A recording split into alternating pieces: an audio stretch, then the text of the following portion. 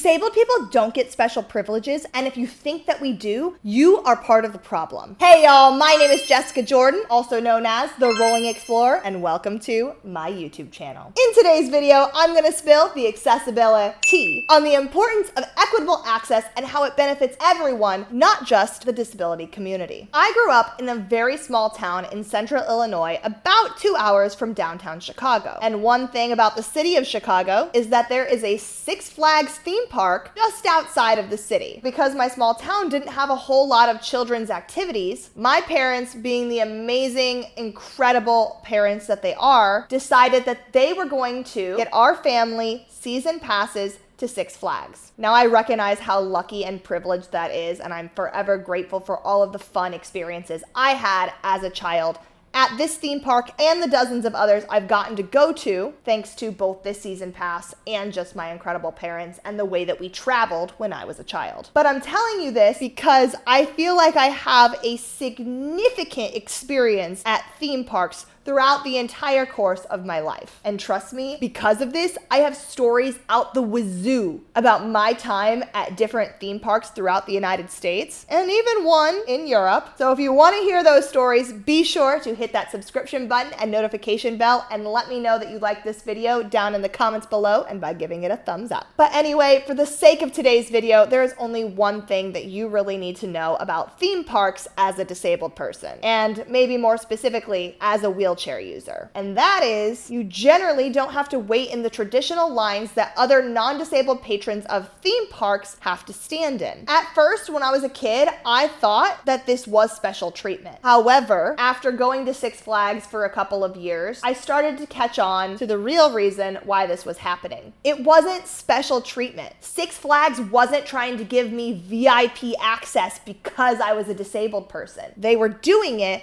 because it was an equitable access need, meaning that waiting in the traditional line wasn't going to be accessible to me in my wheelchair, whether it be because of turnstiles or really tight and narrow line spaces, or even because there were stairs in the regular line. All of these aspects make lines inaccessible to people like me. And therefore, by going up the exit that was completely ramped, was less busy, and was always wider than the actual lines themselves, and it's so much more accessible for wheelchair users like me. It wasn't like I would go to the exit of a ride and immediately jump onto the ride. While that did happen occasionally, and emphasis on the occasionally aspect here, it was not the norm. More often than not, they will give you a time to come back. Think of it almost like a doctor or a hair appointment. Some places might take walk-ins every once in a while, but more often than not, you're gonna have to call ahead or go in, request an appointment, and come back the next day, or come back a couple hours later when the stylist or the doctor has availability. Same exact thing. While I may not have to stand in a line, it's still a waiting game. It's not like, boom, access. You get on before everybody else. You are a VIP. You get special treatment. No, I'm getting equitable treatment. And right there is the difference between equality and equity, and why it's so important to marginalized communities that equity is put into practice in as many places as possible. Because equality would look like making disabled people go through the line, and if you can't go through the line, then you can't ride the ride. That's equality, because everybody has to do that. But equity is seeing, oh wait, this is not going to work for everyone. Let's come up with a solution that may look a little bit different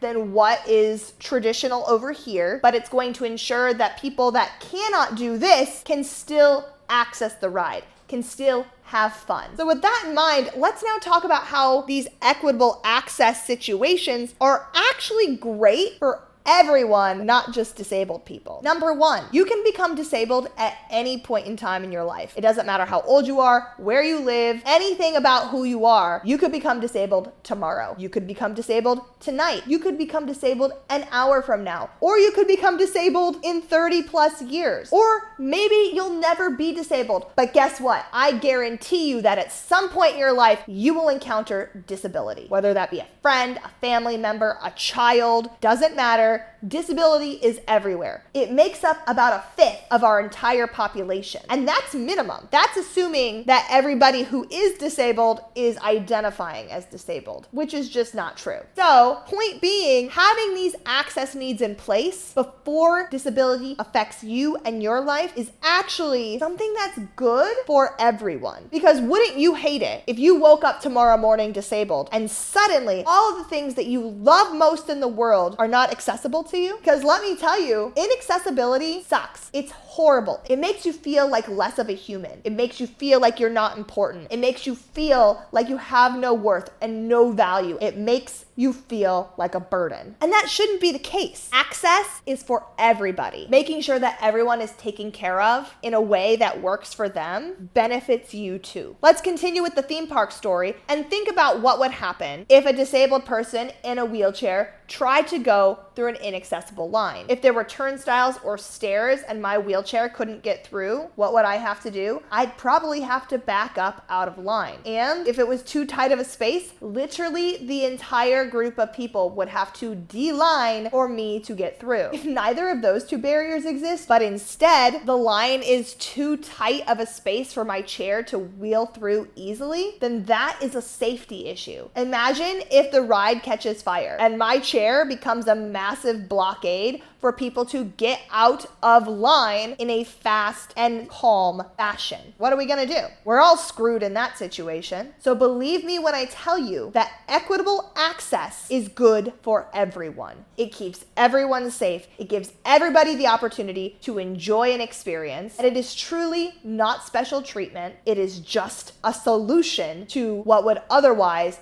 be a problem. And I truly hope that going forward, when you encounter disabled people like myself receiving equitable access, that you don't get mad, you don't get jealous, you don't make us feel bad about it, don't make us feel like a burden, you don't make us feel any more embarrassed than we might already feel. I truly hope that you're able to see it for what it is. An opportunity to make sure that an experience is inclusive and accessible to as many people as possible. I'm gonna get off my soapbox now. Thank you guys so much for tuning into this video. I will see you guys next time. Bye!